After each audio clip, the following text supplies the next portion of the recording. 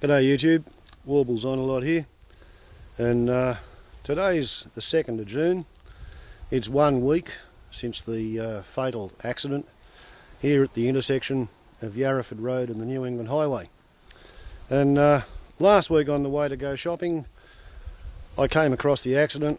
I shot a 1 minute 11 second piece of news footage, I suppose, for the purposes of letting my local subscribers know that there was a prang and this is a roadblock and don't bother coming here for the rest of the day.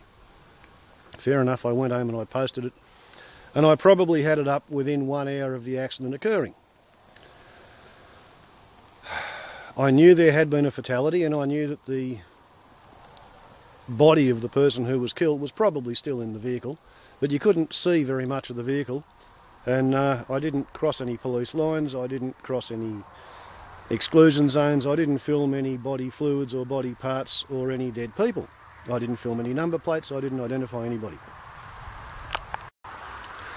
The following day on my way to town, I stopped and I did a bit of a crash analysis.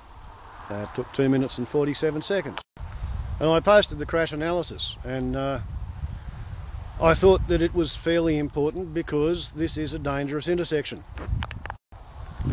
We're walking towards the intersection, taking the track that all the workers at Ranges Valley Feedlot take when they're on their way home to Glen Innes after a shift. This is the intersection that leads them to the highway.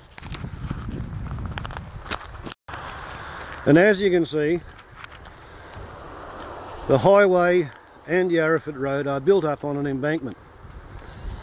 And there's not a lot of clear view. Approaching the intersection, looking north, the closer you get, the less you can actually see. So you have to come to a full, complete, dead stop in order to make sure that you've got enough clear vision. Right? This is not a nice intersection.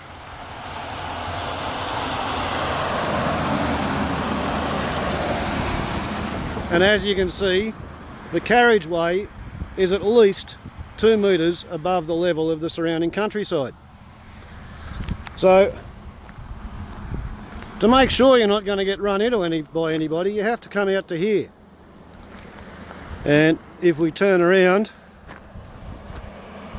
this is definitely the spot you have to be on. Trouble is, last week in the fatal accident, here I am standing in the middle of the truck's skid marks. These spray painted marks on the road indicate where the various vehicles' wheels were. That one there is a skid mark leading into the impact. So that's the driver's side front wheel of the northbound vehicle.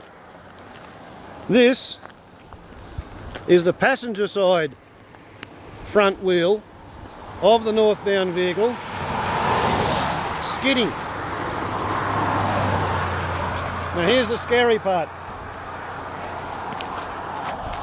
This is the sight picture looking north. That bloke had no idea he was going to get run into until he was almost on the intersection. He had no hope of avoiding the accident. Here are the truck's skid marks. Alright? Now if nobody had ever identified this as a dangerous intersection, you would have to say, oh gee, how tragic. It could not have been prevented. However, the facts are different. 2 years ago, Richard Torbay, local Member of Parliament, at the time independent Speaker in the New South Wales House of Representatives, he announced that he'd got funding to fix that intersection back there. They were going to put 100 or 200 metres of turning lane, an acceleration lane either side of the intersection. Everybody who lives on Yarraford Road was delighted. And what happened? Last year the road building crew came along, and down there, yeah, they widened the highway. they continued widening the highway and they just went straight past Yarraford Road. They did not build up the Yarraford Road intersection and abutment. They probably had to use the money fixing a pothole somewhere else. But the reason that bloke from Queensland had 3.5 seconds to decide what to do when he had a 60-tonne B double coming at him at 100 kilometres an hour, 176 feet per second closing speed, and on that intersection you cannot see what is on the other side of the intersection until you get to be 100 metres from the intersection, and then you've only got 100 metres northbound view. So when you're 100 metres out you can see 200 metres, and that's what the bloke saw. He got to the point where he could see north of the intersection and he saw a B double weighing 60 tonnes on the wrong side of the road headed straight for him. He swerved and then he skidded. He was doing his best to get out of the truck's way, right to the point where if he had not been hit by the truck, he would have been airborne, right? He would have sailed out into the paddock. Now, for some reason, the relatives of the bloke who got killed decided to be angry with me, and they contacted the Glenniness Police, and I got a phone call from the Inspector of Police to ask could I take the movie down. I took down both of my movies, more or less out of the novelty of the situation. How many YouTubers have a landline phone call from a police inspector asking to take the movies down? But I've had a bit of feedback from the subscribers worldwide, and the consensus of opinion is that me posting my YouTube movies did not add or subtract at all to the situation the family faced. The 72-year-old man driving north from Victoria to Queensland was still dead.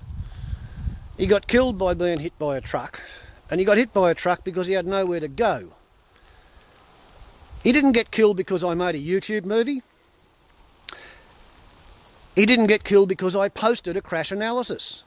Nothing I did added or subtracted to the grief of the family, apart from the fact that they could take comfort in the minor point that somebody who lives on the road cares enough to try and castigate the politicians who let the road go unreconstructed after it was already identified as a dangerous black spot on the New South Wales highway network. Now, I understand the RTA's equation is that it costs $975,000 on average to kill an Australian on the road. Might be an old guy, might be a pensioner, might be a millionaire, might be a little kid. That's the average figure. If they can spend $500,000 in road work to prevent one death every 10 years, they reckon it's worth it. This intersection had not killed anybody before last weekend, and they obviously decided that regardless of what the politician had announced, they were going to spend the money fixing a pothole somewhere else. And I thought, people need to know this, so I put the movies up in the first place, with all the hooks and barbs written into the clip descriptions. I still think people need to know about it, so in another week's time I'm going to give the family another 7 days to grieve. I'm going to put this movie up, followed by a repost of the accident movie and the original crash analysis. Alright? If that annoys them, I'm sorry that you are annoyed, but I do believe the community's right to express concern about public safety on the highway network overweighs your desire to grieve in absolute privacy with nobody knowing anything about the circumstances. I haven't identified anybody. The only way to find these movies is on YouTube if you go looking for them. And if you come looking for a movie made by me, I hope you learn something, enjoy it, and